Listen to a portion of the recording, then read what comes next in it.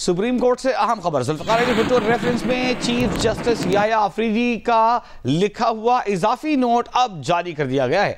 Note में लिखा है कि चीफ जस्टिस काजी फाइज ईसा और दीगर जजेस के नोट्स पढ़ने का इत्तेफाक हुआ।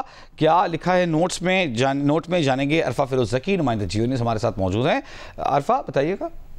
देखिए, जुल्फ़िकार अली भुट्टो रेफरेंस में चीफ जस्टिस याया अफरीदी का इजाफी नोट जो वो सामने आ गया है, जिसके मुताबिक उन्होंने उसमें लिखा है कि चीफ जस्टिस काजी फाइज ईसा समेत दीगर जजेस के नोटिस पढ़ने का मुझे इत्तफाक हुआ।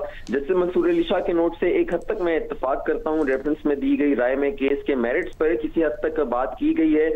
186 सुप्रीम कोर्ट सिर्फ एडवाइजरी दायरे इख्तियार रखती है, ताहम फेयर ट्रायल के सवाल पर फैसले का पैराग्राफ से इत्तफाक मैं करता हूँ। ये रेफरेंस शायद हमारे सामने ना आता मगर कुछ वाकयात इसका मौजब बने। मजीद उन्होंने लिखा कि जस्टिस नसीम हसन शाह के इंटरव्यू के कुछ नुकात को एड्रेस करना जरूरी है। इस वक्त की गैर मामूली सियासी फिजा में दबाव ने इंसाफ की अमल को जो मुतासिर किया, ये सब अदालती आजादी के नजरियात से मुतसादम था। मजीद उन्होंने तहरीर किया कि आईनी तर्ज हुक्मरानी से इनहराफ सियासी मुकदमात में अदालती कार्रवाइयों पर गैर जरूरी असर डालता है। ऐसे हालात में जस्टिस दुराब पटेल, जस्टिस मोहम्मद अलीम और जस्टिस सफदर शाह ने जुर्रतमंदाना इख्तलाफात जो किए।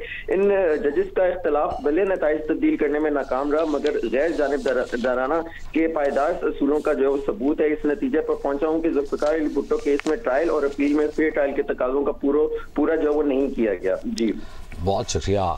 इजाफी नोट जस्टिस याया अफरीदी का सामने आया है, उस वक्त जस्टिस थे और अब चीफ जस्टिस पाकिस्तान हैं, जो कि उन्होंने भुट्टो रेफरेंस में लिखा।